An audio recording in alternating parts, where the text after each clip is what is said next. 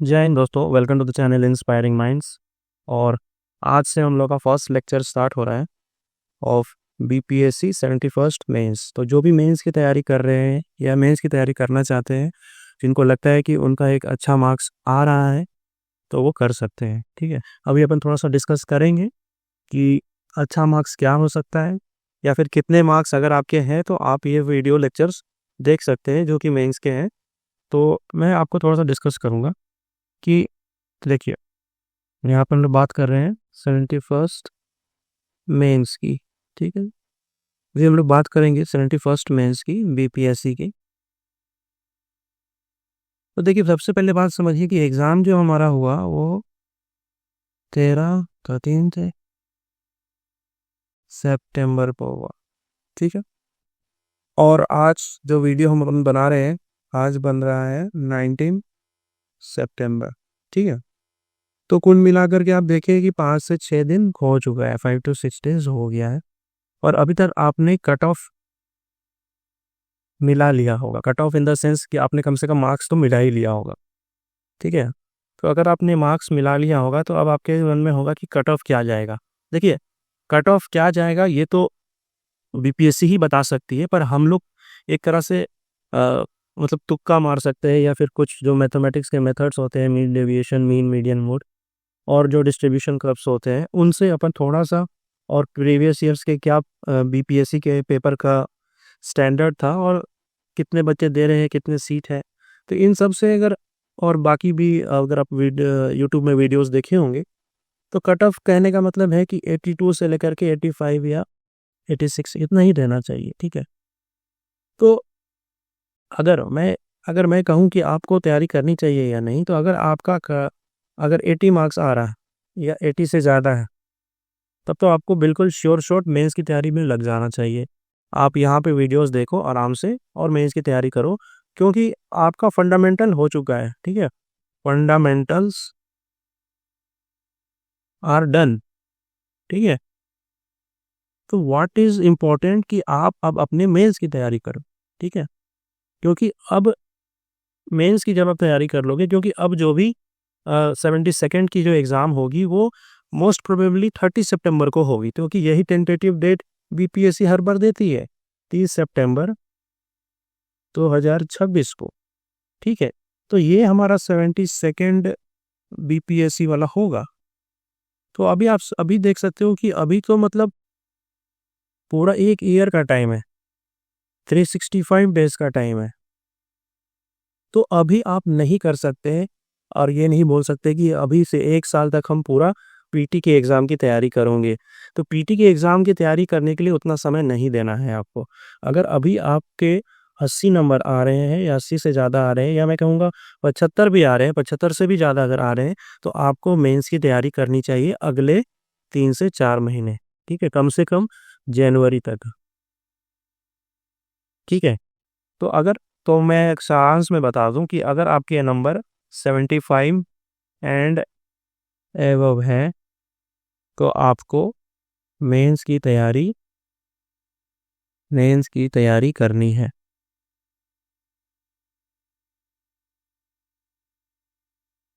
ठीक है, तो अब होता है कि इससे नीचे जो आ रहे हैं वो क्या करेंगे। तो देखिए, सिंपल सी बात है कि अगर आपका मार्क्स 50 या फॉर से 60 से भी कम आ रहा है, ठीक है, लेस लेस देन, अगर 50 या 60 से कम आ रहा है, तो आपको ज़रूरत है कि आप एक बार फंडामेंटल्स दोबारा से कर लो, या अपने रिवीजन पे फोकस करो। ठीक है, रिवीजन करो। और वो बच्चे जिनको लगता है कि हमारा कुछ नहीं हुआ है, लेकिन हम 72nd में दोबारा से देंगे, या फिर पहली बार देंगे, फर्स्ट अटेम्प्ट है या फिर सेकेंड अटेम्प्ट है, जिनको लगता है कि हम 72nd वाला बीपीएससी देंगे, तो उनके लिए भी अपन फाउंडेशन कोर्स यूट्यूब में ही लेकर के आऊँगी। फाउंडेशन कोर्स यूट्यूब में नहीं आएगा, तो वहाँ से आप देख सकते हैं। तो फाउंडेशन कोर्स कब से आएगा? आज से ही आएगा, 19 सितंबर से ही आएगा। इसको रिकॉर्ड करने के बाद मैं उसको रिकॉर्ड करूँगा, तो यहाँ से फिर आज उसका भी ओरिएंटेशन क्लास होगा। तो मैं कह रहा हूँ कि अगर आपके मार्क्स 50 से कम है, ठीक है, या 40 आ रहे हैं, 50 आ रहे हैं, तो फिर आप जाओ फाउंडेशन के लिए। ठीक है, मैं एक बार फिर से थोड़ा सा क्लैरिटी देना चाहता हूँ लोगों को, क्योंकि ये सब चीज़ें लोग बताते नहीं हैं और सीधे जंप कर जाते हैं। तो मैं कहूँगा कि अगर आपके मार्क्स 50 से लेस आ रहे हैं तो आप जाओ फाउंडेशन कोर्स के लिए।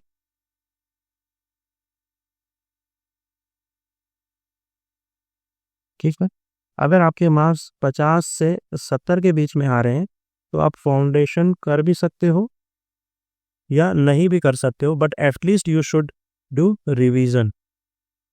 और आप अपना 50-50 टाइम फिर आप कर सकते हो। ठीक है, 50% टाइम आप पीटी की तैयारी के लगाओ और 50% टाइम आप अपने मेंस पे लगाओ। और जो भी बच्चे हैं जिनको 70-75 से ज़्यादा आ रहा है, मोर आ रहा है, उनको तो अगले 3 से 4 महीने एकदम मेंस की तैयारी करनी है, मेंस की तैयारी करनी है। ठीक है, so this is the crux which I wanted to tell you कि अगर आपके नंबर 50-70 से ज़्यादा आ रहे हैं, 50-70 के बीच में आ रहे हैं और 50 से कम आ रहे हैं, तो आपको क्या करनी चाहिए। तो ये तो हो गया। अब हम बात करेंगे कि आज हम क्यों आए हैं यहाँ पर, इस चैनल पे क्यों आए हैं। तो देखिए, सबसे पहले तो आज ये पहला लेक्चर है और मेंस की तैयारी जो भी करना चाहते हैं, जो कि मोस्ट प्रोबेबली जो हमारे पास दिन होगा वो 3.5 मंथ्स होगा। ठीक है, 3.5 मंथ्स होगा, जो कि लगभग 100 डेज है। तो मेंस की तैयारी 100 दिन में मतलब हो सकती है, but it is very difficult. और इसीलिए कहा जाता है कि आप जब प्रीलिम्स दे करके आते हो तो आपका कितना भी नंबर आ रहा है चाहे नहीं आ रहा है, आप मेंस की तैयारी करो।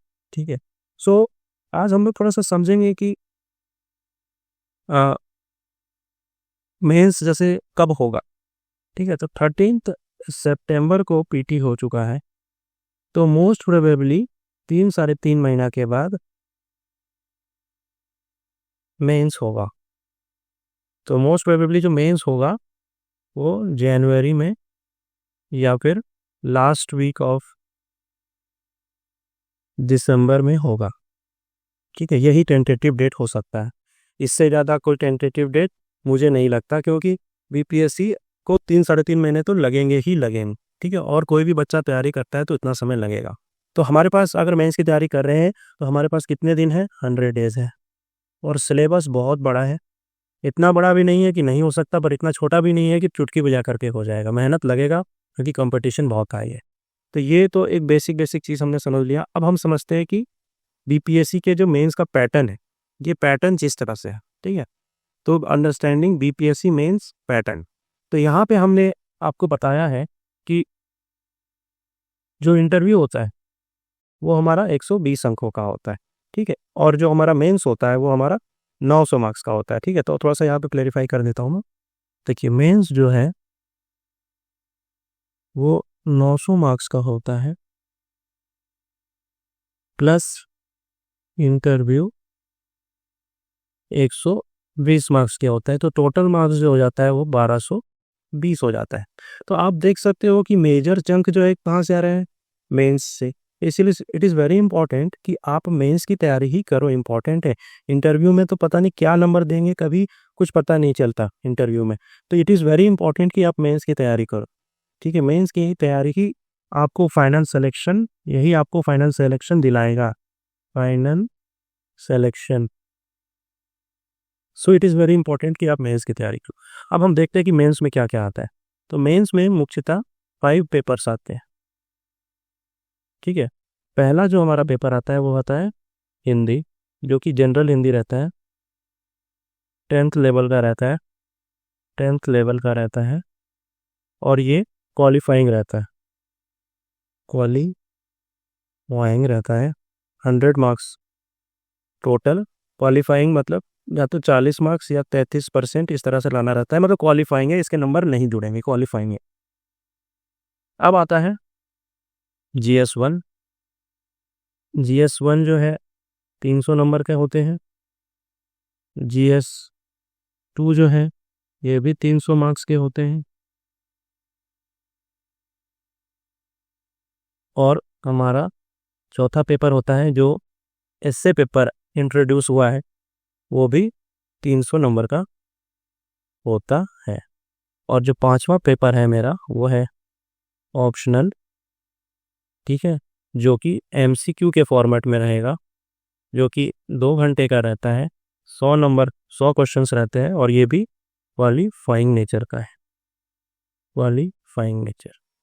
तो अगर हम बात करें तो हमारे मार्क्स कहाँ से जुड़ेंगे, बस यही 3 पेपर है, ठीक है, GS1, GS2 और एसए, और इन तीनों ही मिला करके हमारे 300 नंबर आते हैं, ठीक है। यहाँ तक आपने नोट कर लिया होगा तो अच्छी बात है, और नहीं तो फिर हम लोग, अच्छा ठीक है, मैं इसको मिटाता नहीं हूँ, रब नहीं करता हूँ, मैं इसको PDF को जो है टेलीग्राम चैनल में इसको पोस्ट कर दूंगा अपने, ठीक है। इसको अपन थोड़ा सा मिनिमाइज पे कहते हैं, थोड़ा छोटा कर देते हैं, ठीक है। चलिए अब थोड़ा सा समझते हैं और चीज़ों को कि GS1, GS2, GS3 में क्या क्या आता है और ऐसे कैसा आता है। तो देखिए GS1 जो है इसमें ब्रॉडली 3 सेक्शन होते हैं, ठीक है। क्या क्या आता है इसमें, आता है हिस्ट्री, इसमें फिर आता है करंट अफेयर्स प्लस IR और स्टैटिस्टिक्स, ठीक है। अच्छा इसमें कितने कितने नंबर के आते हैं, तो देखिए इसमें जो है आपके 5 short question plus 2 long questions आते हैं, इसमें भी 5 शॉर्ट प्लस 2 लॉन्ग, और स्टैटिस्टिक्स में 2 लॉन्ग क्वेश्चन आते हैं। तो टोटल मिला के कितने क्वेश्चन आते हैं GS1 में, तो GS1 में हमारे 10 short questions plus 4 long questions, ठीक है, ये चीज़ हो गया। अब हम बात करते हैं GS2 की। तो GS2 में भी 3 सेक्शन आते हैं। सबसे पहला सेक्शन आता है पॉलिटी का, फिर आता है हमारा इकोनॉमिक्स एंड ज्योग्राफी, और तीसरा हमारा आता है साइंस एंड टेक। इसमें कितने क्वेश्चन आते हैं, तो इसमें भी 5 शॉर्ट प्लस 2 लॉन्ग, इसमें भी 5 शॉर्ट प्लस 2 लॉन्ग, और साइंस एंड टेक में 1 लॉन्ग और 5 शॉर्ट, ठीक है। तो टोटल कितने, 15 शॉर्ट क्वेश्चन हो गए प्लस 5 लॉन्ग क्वेश्चन होगा, ठीक है। अब ऐसे भी देख लेते हैं, थोड़ा सा ऐसे भी देख लेते हैं। ऐसे में देखिए 3 ऐसे आते हैं, ठीक है, पहला ऐसे, दूसरा ऐसे और तीसरा ऐसे। ये तीसरा वाला ऐसे जो है वो बिहार फ्रेजेस एंड ईडियम्स, मतलब बिहार के मुहावरों पे बेस्ड है, और हर एक ऐसे जो है लगभग मतलब 100 मार्क्स का होता है, जो कि टोटल हो गया 300, ठीक है। अब इसमें जो है कुछ स्टैटिक पे भी आता है कभी, ठीक है, कभी फिलोसफिकल पे आता है, ठीक है। तो ऐसे 3 तरह से आता है, ये चीज़ आपको ध्यान रखते हैं। तो मैं कहना बस ये चाह रहा हूँ कि जो कंपटीशन है ना यहाँ पे, वो बहुत ज़्यादा है, क्योंकि देख रहे हो 10 शॉर्ट और 4 लंबे सवाल, फिर यहाँ 15 शॉर्ट और 5 लंबे सवाल, और यहाँ पे आपको 3 ऐसे लिखना है। तो यहाँ BPSC में सिलेक्शन पाने का मूल मंत्र है, मूल मंत्र क्या है BPSC में सिलेक्शन पाने का, BPSC में सिलेक्शन पाने का मूल मंत्र है पहला कि स्टैटिस्टिक्स आपके सही हो, क्वेश्चंस आपने नहीं छोड़े हैं, नहीं लीव किए हैं, और एवरेज या एवव एवरेज कंटेंट।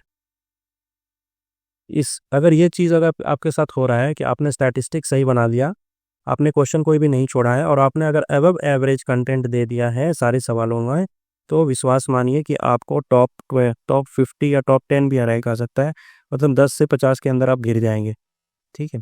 तो ये चीज़ बहुत इंपॉर्टेंट है कि आप समझो कि क्या इंपॉर्टेंट है, कि आपको कंटेंट के साथ साथ राइटिंग प्रैक्टिस, साथ ही साथ स्टैटिस्टिक्स, साथ ही साथ ऐसे, इन सब चीज़ों को लेकर के चलना है, ठीक है। अभी जो भी फर्स्ट टाइमर है उनको घबराने की ज़रूरत नहीं है, we will be dealing with each and every thing in a very detailed manner, ठीक है।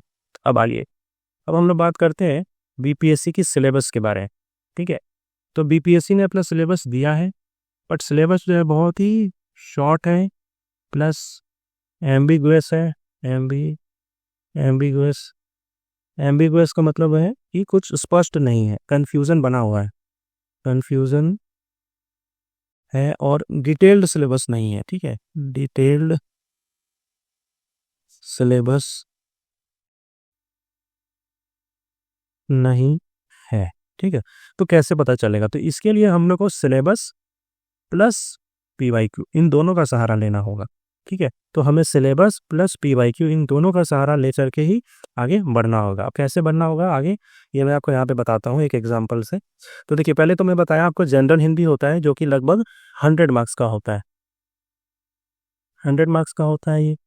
अच्छा, इसमें निबंध 30 नंबर, व्याकरण 30 मार्क्स, और ये वाक्य विनय और संक्षेपण मतलब प्रेशर राइटिंग, तो ये मिला के 100 राइटिंग 100 नंबर का होता है। ये it is not very much important, आपका एग्जाम के थोड़े दिन पहले भी अगर आप पढ़ लेंगे तो ये सब चीज़ें हो जाएंगी। अब आते हैं हम लोग जनरल स्टडीज़ में। तो आप देखो जनरल स्टडीज़ पेपर 1 में क्या क्या है, modern history of India and Indian culture, फिर क्या है current events of national and international importance and statistics, analysis, graphs and diagrams को, ये तीनों ही मिला करके कितने हैं, 300 मार्क्स के हैं। फिर आता है हमारा पेपर 2। पेपर 2 में हमारा क्या है, Indian polity, Indian economy and geography of India and role of science and tech in the development of India. ठीक है, तो ये तीनों मिला करके फिर हमारा 300 मार्क्स का है। ठीक है, अब यहाँ पे थोड़ा सा इसका डिटेल सिलेबस दिया हुआ है। ठीक है, जैसे modern India of India Indian culture with cover broad history of the country with special reference to Bihar, मतलब कि बिहार का स्पेशल रेफरेंस होना चाहिए मॉडर्न हिस्ट्री में, पहला चीज़। Frame from the middle of the 19th century, मतलब middle of the 19th century से हम लोग को पढ़ना है। Middle of the 19th century मतलब 1850 से।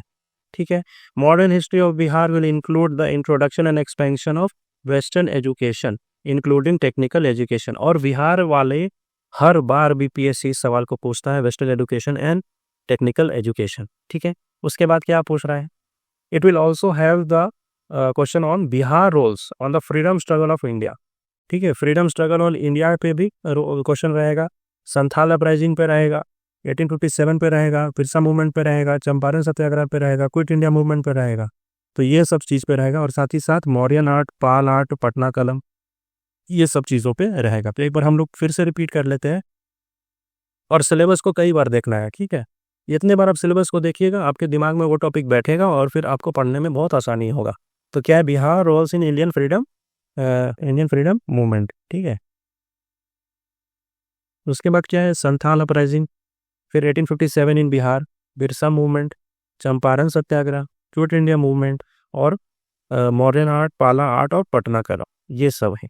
उसके बाद फिर it will also include questions on Gandhi, Tagore and Nehru, मतलब गांधी जी पे, टैगोर पे और नेहरू पे भी सवाल रहेगा। साथ ही साथ स्टैटिस्टिकल के यहाँ बारे में यहाँ पे लिखा हुआ है, स्टैटिस्टिक्स के बारे में, statistical analysis, graph, diagram to test the candidates ability to draw common sense conclusion from information presented. ठीक है, तो ये सवाल जो है, जैसे पिछले बार थोड़ा कठिन सवाल आ गया था, तो लेकिन स्टैटिस्टिक्स का हर बार हल्का घुमा करके ही पूछते हैं ये लोग।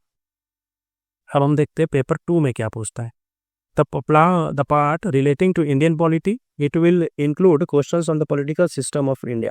अब पॉलिटिकल सिस्टम इन इंडिया बहुत बड़ा सब्जेक्ट है, मतलब कॉन्सेप्ट है, इसके अंदर बहुत सारा चीज़ आ जाएगा, इंक्लूडिंग बिहार। तो ऐसा नहीं कि पॉलिटी आपको आइसोलेशन में पढ़ना है, अकेले अकेले पॉलिटी नहीं पढ़ना है, उस पॉलिटी में आपको बिहार का एंगल को डालना है। ठीक है, उसके बाद फिर Indian geography and Indian economy and geography के बारे में पढ़ना है, physical economic and social geography of India and Bihar के बारे में पढ़ना है, and impact of science and technology in the development of India, मतलब कि डेवलपमेंट ऑफ इंडिया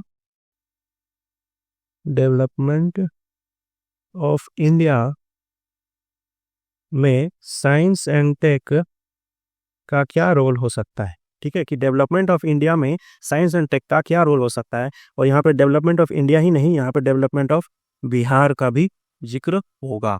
ठीक है, तो ये मैं आपको बताया सिलेबस। ठीक है, थोड़ा सा और हम लोग देखते हैं कि PYQ का क्या रोल है। जैसे कि यहाँ पे तो सिलेबस हमने देख लिया हिस्ट्री का, क्योंकि हमारा जो नेक्स्ट जो भी 20-25 दिन हमारा है वो हिस्ट्री ही चलेगा, तो हमने थोड़ा सा PYQ लेकर के आए हैं हमने हिस्ट्री के। ठीक है, PYQs ऑफ हिस्ट्री है ये, जो कि 70th का ही है। ठीक है, तो पहला क्या पेपर था, क्वेश्चन देखिए 70 का, इंडियन काउंसिल एक्ट ऑफ 1861 पहला।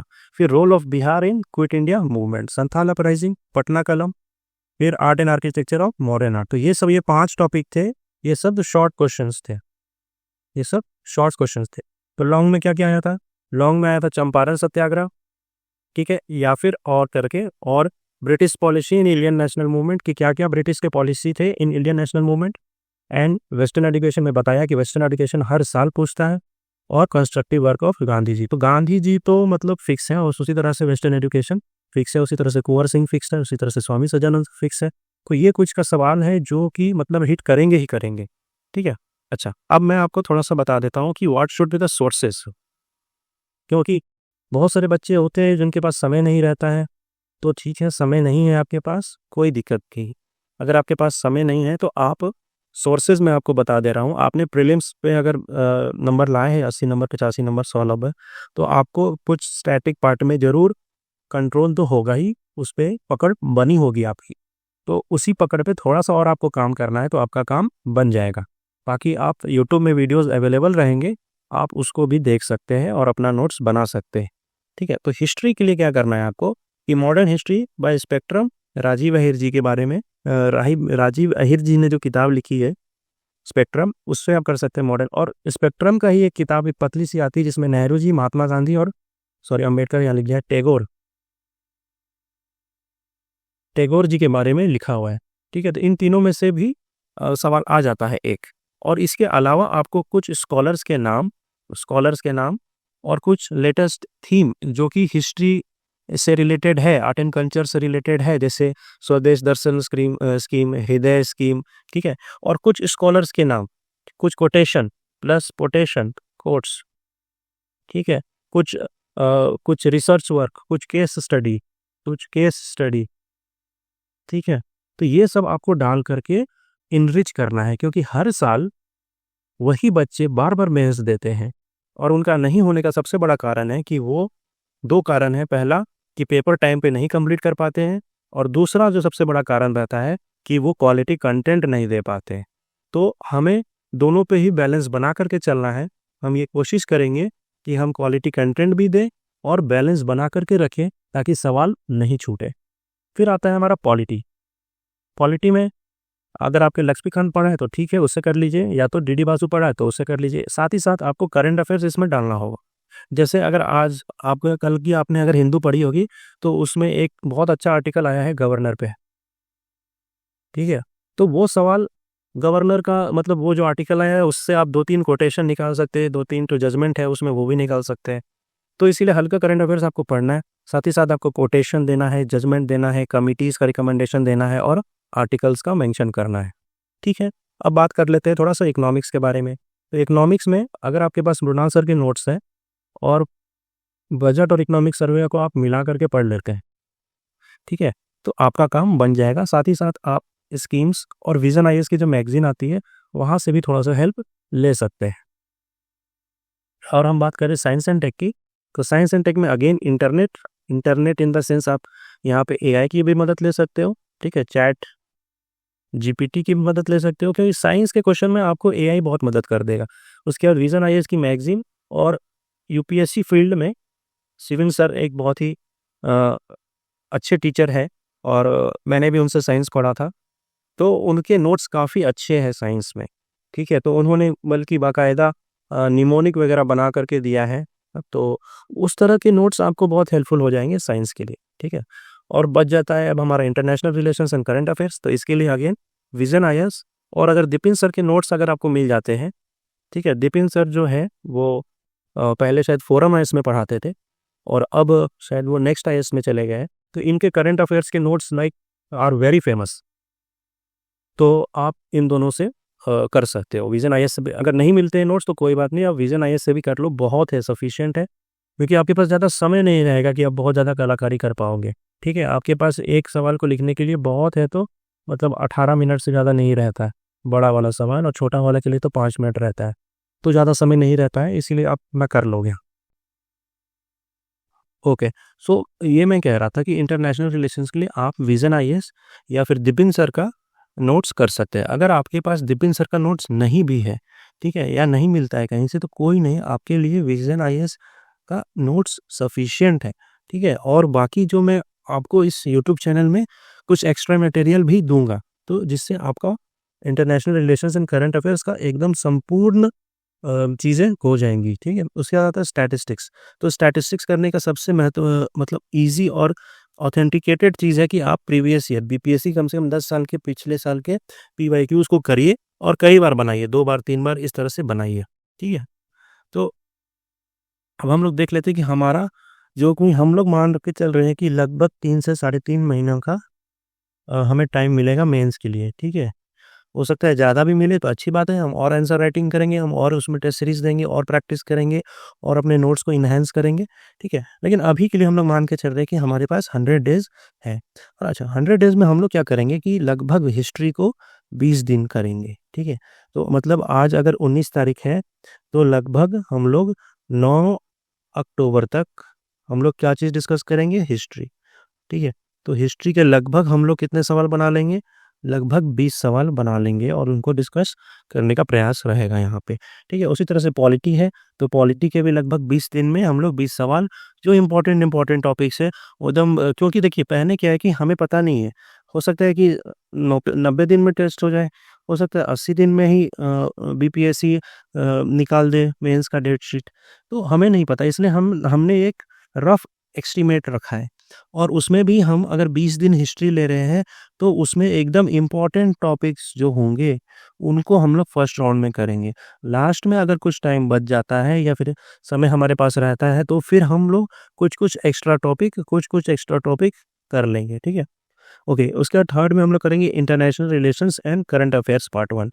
यहाँ पार्ट 1 क्यों लिखा है हमने? क्योंकि हो सकता है कि एग्ज़ाम के जो लास्ट के 30 दिन 35 दिन है, तो उसमें भी जो है बीपीएससी जो है उसको आदत है पूछने का लास्ट में। जैसे पिछले बार जो है महाकुंभ के बारे में पूछ लिया, ठीक है। वहाँ पे आप गवर्नमेंट हार गई थी तो उसपे भी पूछ लिया। तो बीपीएससी हैज़ अ हैबिट कि आखिरी के 1-2 महीने में जो न्यूज़ में रहता है, उससे वो पूछता है। उसी तरह से इकोनॉमिक्स में भी हम लोग 20 दिन देंगे। एक्चुअली ये इकोनॉमिक्स प्लस ज्योग्राफी है, ठीक है? तो ये दोनों ही इम्पोर्टेंट टॉपिक है, इसमें भी हम लोग 20 दिन देंगे। उसके बाद science and tech in the development of India and Bihar, उसके लिए हम लोग लगभग 15 दिन देंगे। और statistics and again current affairs में हम लोग आएँगे, जो करंट अफेयर्स छूट गए हैं या फिर हमें लगता है कि ये इम्पोर्टेंट है, तो उसको हम लोग फिर से दोबारा करने की कोशिश करेंगे, ठीक है। तो अब हम लोग का एक्चुअल लेक्चर स्टार्ट होता है कि एक्चुअली हमें क्या करना है, ठीक है। तो हमारा जो प्रेजेंट एजेंडा है आज जो हम लोग स्टार्ट कर रहे हैं, वो हिस्ट्री स्टार्ट कर रहे हैं और अगले 20 से 22 दिन तक हम लोग क्या पढ़ेंगे? हिस्ट्री पढ़ेंगे, ठीक है। तो सबसे पहली बात ये समझिए कि हिस्ट्री के कुछ इंपॉर्टेंट थीम्स हैं, जैसे आर्ट एंड कल्चर, दूसरा ट्राइबल एंड सिविलियन रिवोल्ट्स या फिर रिवोल्ट ऑफ 1857 मतलब रिवोल्ट्स है दूसरा, जो बिहार के सिलेबस और बिहार के पीवाईक्यू पे ही निर्धारित किया गया है, उसी के माध्यम से इसे बनाया गया है।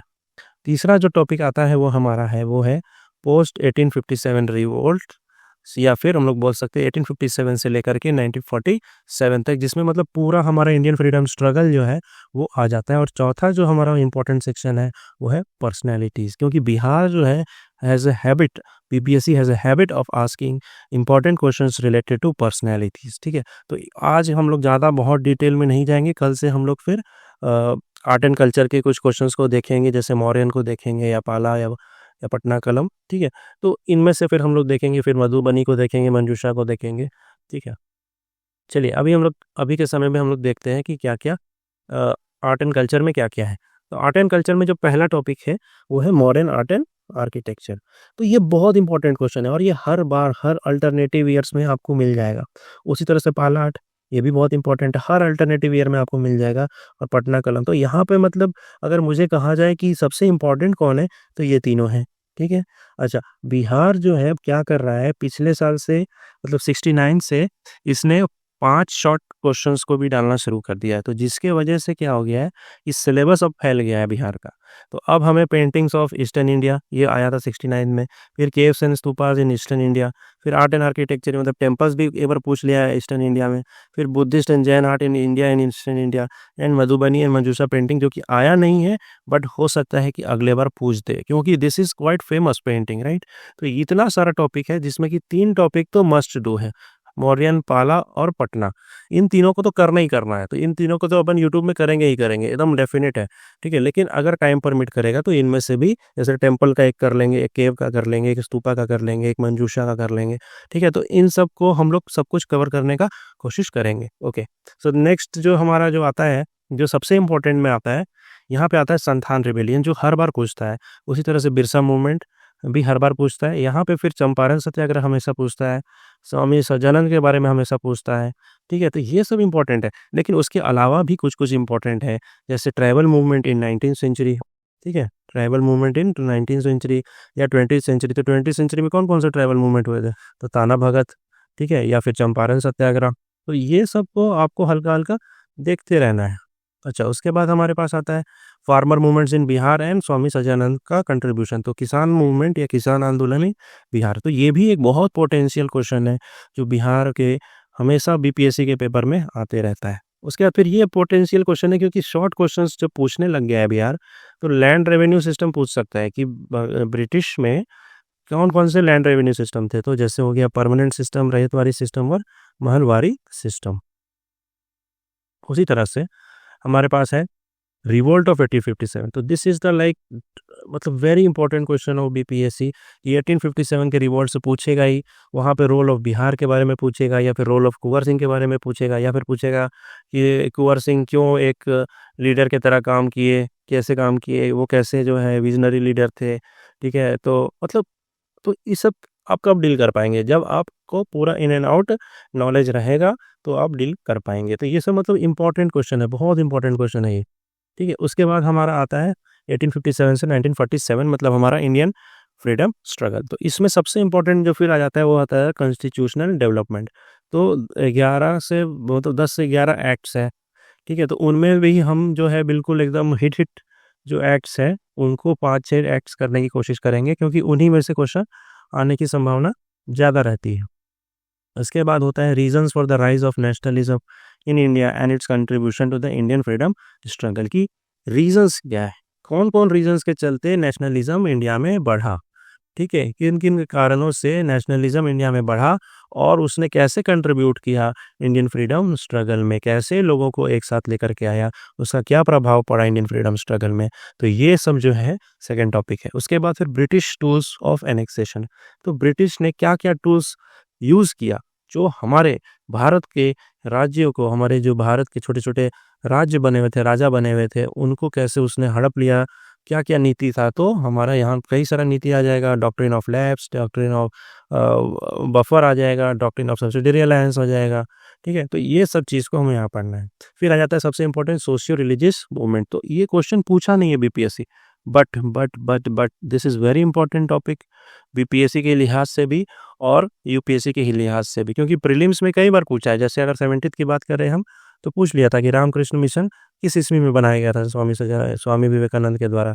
तो मतलब प्रीलिम्स में जब पूछ सकता है तो मेंस में भी पूछ सकता है, ठीक है। और ये बहुत ही इंपॉर्टेंट टॉपिक है क्योंकि यूपीएससी के मेंस में कई बार आ चुका है ये सवाल, तो ये आपको याद रखना चाहिए। उसी तरह से प्री कांग्रेस ऑर्गेनाइजेशन, कि कौन कौन से प्री कांग्रेस ऑर्गेनाइजेशंस बने, क्योंकि कांग्रेस बन गया 1885 में, but that is not random, ठीक है। वो पहले भी कुछ कुछ ऑर्गेनाइजेशंस बन रही थी। तो कौन कौन ऑर्गेनाइजेशंस बनी थी, कुछ कुछ मुख्य ऑर्गेनाइजेशंस का नाम हमें पता होना चाहिए। उसी तरह से देखिए अभी 71st में आ गया था कि सेफ्टी बल्ब थ्योरी किसने दिया है, तो लाला लाजपत राय ने दिया है। तो देखिए जो 71st के पीटी में पूछा, उसका मेंस में भी बहुत रोल है, ठीक है। तो formation of Congress and safety bulb theory, फिर मॉडरेट्स एंड एक्सट्रीमिस्ट, ठीक है, तो ये भी इंपॉर्टेंट है। फिर गांधीयन एरा यहाँ से स्टार्ट हो जाएगा जो कि हमारे इंडिपेंडेंस तक चलेगा। फिर चंपारण सत्याग्रह एंड रोल ऑफ बिहार, और इसी में ये भी आ सकता है कि चंपारण सत्याग्रह प्लस महात्मा गांधी, या फिर कैसे चंपारण सत्याग्रह जो है गांधी जी को मास लीडर बना दिया, गांधी जी को मास लीडर बना दिया, लीडर बना दिया, या फिर क्या न्यू टूल्स ऑफ स्ट्रगल जो है, कौन सा नया हथियार उनको मिला? तो मिला ना भाई, उनको नॉन वायलेंस का हथियार मिला, सत्याग्रह का हथियार मिला, अहिंसा का हथियार मिला। तो कि कहाँ से मिला उनको? चंपारण सत्याग्रह करने से ही मिला। ठीक है, उसके बाद फिर खिलाफत इशू। ठीक है, क्योंकि खिलाफत का एक मेजर कंट्रीब्यूशन है, क्योंकि इसी से फिर नॉन कॉपरेशन मूवमेंट भी चलता है हमारा। तो फिर अब non cooperation movement, civil disobedience movement, quit India movement, और इन सब में बिहार का क्या क्या रोल था, बिहार का क्या क्या रोल था in each and also the overall Indian freedom struggle. तो मतलब यहाँ पे बहुत शॉर्ट शॉर्ट में लिखा हुआ है, बट एक्चुअली जब आप पढ़ेंगे तो इनमें सब में डेप्थ है। फिर August offer 1940, Cripps mission 1942, Wavell plan, Shimla agreement, cabinet mission, Mountbatten plan, ये सब के बारे में आपको थोड़ा थोड़ा जानकारी होना चाहिए, ताकि अगर शॉर्ट क्वेश्चन आए तो आप उसे लिख सकें। उसके बाद क्या है, role of women in Indian freedom struggle in India and Bihar. तो इंडिया में और बिहार लेवल में महिलाओं का क्या योगदान रहा भारत को आज़ादी दिलाने में, तो ये भी पूछ सकता है। फिर हमारा आता है रिवॉल्यूशनरी मूवमेंट। तो रिवॉल्यूशनरी मूवमेंट का 2 फेज था, फेज 1, फेज 2। तो इंडिया लेवल पे भी हुआ और रिवॉल्यूशनरी लोग बिहार में भी रहे, तो ये भी पूछ सकता है। फिर कम्युनिस्ट मूवमेंट इन इंडिया, ठीक है, तो ये भी पूछ सकता है। या फिर दलित मूवमेंट इन इंडिया, ये भी पूछ सकता है। या Dalit movement in India and Bihar, ये भी पूछ सकता है। उसके बाद फिर western education in India and Bihar, this is the most important topic which I would like to tell you कि ये सबसे इंपॉर्टेंट टॉपिक है, क्योंकि ये हर बार पूछता है बिहार में, western education in India and Bihar. Then we have personality. Personality में जो है सबसे इंपॉर्टेंट पर्सनैलिटी है गांधी जी, क्योंकि पिछले बार भी पूछा था कि discuss the constructive work of Gandhi ji. तो ये हमारा 70th का क्वेश्चन था, ये discuss the constructive work of Gandhi ji. ठीक है, तो ये मैं कहना चाह रहा हूँ कि गांधी जी एक बहुत इंपॉर्टेंट पर्सनैलिटी है, जिसको आप इग्नोर नहीं कर सकते। उसी तरह से नेहरू जी के, कि क्या उनका फॉरेन पॉलिसी था, या फिर कैसे जो है उन्हें मॉडर्न आर्किटेक्ट कहा जाता है ऑफ इंडिया, या फिर कैसे उन्होंने क्या उनकी योगदान था इंडियन फ्रीडम स्ट्रगल में, इस तरह से। फिर टैगोर, टैगोर कैसे बिना पार्टिसिपेट किए हुए भी वो जो है हमें कैसे कंट्रीब्यूट किए फ्रीडम स्ट्रगल में, उन्होंने कौन कौन सी किताबें लिखी, वो कैसे as a novelist, as a philosopher, as a rightist, as a artist, as a singer, as a painter. तो ये टैगोर आ जाता है। उसी तरह से राजेंद्र प्रसाद, क्योंकि ये बिहार के जन्मभूमि से है और ये भारत के पहले जो है प्रेसिडेंट भी बने, तो ये भी इंपॉर्टेंट हो जाता है। फिर बी आर अम्बेडकर, क्यों? क्योंकि जो लेबर क्लास थे या फिर जो शेड्यूल कास्ट थे, उनको ये लीड कर रहे थे, तो इसलिए बी आर अम्बेडकर भी इम्पोर्टेंट है। फिर जयप्रकाश नारायण, क्योंकि इन्होंने आज़ाद दस्ता बनाया था, तो ये इम्पोर्टेंट है। फिर राम मनोहर लोहिया, और लेटेस्ट में अगर हम बात करें तो कर्पूरी ठाकुर, क्योंकि इनको पिछले साल अवार्ड मिला था, पद्म अवार्ड, और इस बार शारदा सिन्हा, जिन्होंने जो एक बहुत ही प्रसिद्ध गायिका है हमारे बिहार की, तो इस बार इनको मिला है पद्म विभूषण। तो हो सकता है कि इनके बारे में पूछ दे। तो हमें हॉलिस्टिकली तैयार करना है अपने आप को, because unless and until you don't prepare yourself holistically, it is very मतलब फिर आप मतलब अचीव नहीं कर पाएंगे चीज़ों को। ठीक है, तो ये पीडीएफ को मैं थोड़ा सा साफ करके, ठीक है, इसको मैं इतना घिच-पिच नहीं करूँगा। अगर आप बोलोगे तो मैं इसको भेज भी सकता हूँ, ऐसे घिच-पिच वाला भी। तो ये घिच-पिच वाला भी भेज दूँगा, और एक एकदम ब्लैंक वाला भेज दूँगा। तो अगर आप उसमें चाहते हो तो उसको आप प्रिंट आउट करा के, या फिर ऐसे भी उसमें आप कुछ-कुछ लिख भी सकते हो, और एक जो है ये जो मैंने लिखा है, ये वाला भी भेज दूँगा। और टेलीग्राम का जो नाम है वो मैं कमेंट सेक्शन में पिन कर दूँगा, ठीक है? तो आप लोग इसको जॉइन कर लो, क्योंकि आज हम लोग का ओरिएंटेशन सेशन जो था वो ख़त्म हो चुका है, और कल से अपन सही में सीरियसली चीज़ों को डिस्कस करेंगे। क्योंकि देखो, बात ये है कि अब तो क्या है कि कट ऑफ भी मतलब बहुत क्लियर हो जाएगा, क्योंकि बीपीएससी का प्रोविजनल आंसर की भी आ गया है। तो बीपीएससी का आंसर की भी आ गया है। तो देखो, दो तरह के लोग हैं मार्केट में। एक तो कह रहे हैं कि कट ऑफ बहुत हाई जाएगा, 85 या 87 के आसपास। क्यों? इनको लग रहा है कि इनके नंबर ज़्यादा आए हैं, तो सबके नंबर ज़्यादा आए हैं। फिर कुछ लोग हैं जो कह रहे हैं कि कट ऑफ 81 से लेकर के 83 रहेगा, +-2। मुझे लगता है कि यही रेंज में रहना चाहिए। क्योंकि कट ऑफ थोड़ा सा मतलब पेपर थोड़ा टफ था, बट ऐसा नहीं कि ड्रास्टिकली कम हो जाए, ऐसा नहीं हो सकता है कि 80 के नीचे चला जाए, ये नहीं हो सकता। तो कट ऑफ अगर आपके 85 टू 87 आ रहे हैं तब तो आप बहुत सेफ जोन में हैं and you should immediately prepare for mains. लेकिन अगर आपका इतना भी आ रहा है 81 से लेकर के 83 भी और प्लस माइनस 2 में है, तो भी आई वुड से कि you should prepare for mains, at least watch the videos which are provided in the YouTube. ठीक है, तो आप इससे क्या है कि अगले बार जब भी आप दोगे मेंस तो आप एक स्टेप आगे रहोगे, क्योंकि मेंस में क्या है ना कि पढ़ना तो बहुत ज़्यादा नहीं है, बट डेप्थ में पढ़ना है, अंडरस्टैंडिंग चाहिए और उसको आपको रिप्रोड्यूस करना है एग्ज़ाम हॉल में। देखो मेंस में क्या है ना, मेंस में बहुत सारी चीज़ें हैं जो आपको पता होनी चाहिए। पहला है कि आपको एक स्पीड होना चाहिए, ठीक है, क्या कि आप पेपर को कंप्लीट करो। दूसरा आपका क्वालिटी क्वालिटी कंटेंट होना चाहिए। तीसरा है कि you should able to reproduce reproduce the content in given period of time, in given period of time. मतलब है कि 3 आवर का है पेपर, तो आपको 3 आवर 1 मिनट नहीं मिलेगा। You have to like complete that in 3 hours, और उसमें भी कई सारे फॉर्मेलिटीज होते हैं। तो मैं ये कहना चाह रहा हूँ कि it is not a cake walk. Okay, now the next thing कि मेंस की तैयारी कैसे करते हैं। तो मेंस की तैयारी भाई देखो, मेंस की तैयारी के लिए सबसे पहले चाहिए आपको स्टैटिक पोर्शन पे कमांड, स्टैटिक पे कमांड। दूसरा आपको चाहिए करंट अफेयर्स में कमांड, और तीसरा चाहिए आपको टेस्ट सीरीज प्लस इवैल्यूएशन। अगर मुझसे पूछोगे तो ये चारों चीज़ ही इंपॉर्टेंट है, क्योंकि अगर आपने एक चीज़ को भी इग्नोर किया तो आपकी सिलेक्शन होने की प्रोबेबिलिटी कम हो जाती है। लेकिन उसमें भी पूछोगे कि सबसे इम्पोर्टेंट क्या है, तो वो है इवैल्यूएशन। ठीक है, आपने टेस्ट सीरीज़ दिया, बहुत अच्छा बात है, लेकिन अगर आपके टेस्ट सीरीज़ का इवैल्यूएशन नहीं हो रहा है तो फिर आपका टेस्ट सीरीज़ देने का कोई मतलब ही नहीं है। ठीक है, because evaluation is the most, यहीं पे ही इसी टेस्ट सीरीज़ के इवैल्यूएशन से ही आप अपने आप को इम्प्रूव करते हो, इसी से आपको अपने आप को इम्प्रूव करते हैं। तो अगर आप बोलोगे कि क्या यूट्यूब में सारा कुछ सही फ्री है, तो मैं कहूँगा सब कुछ फ्री है भाई मेरे।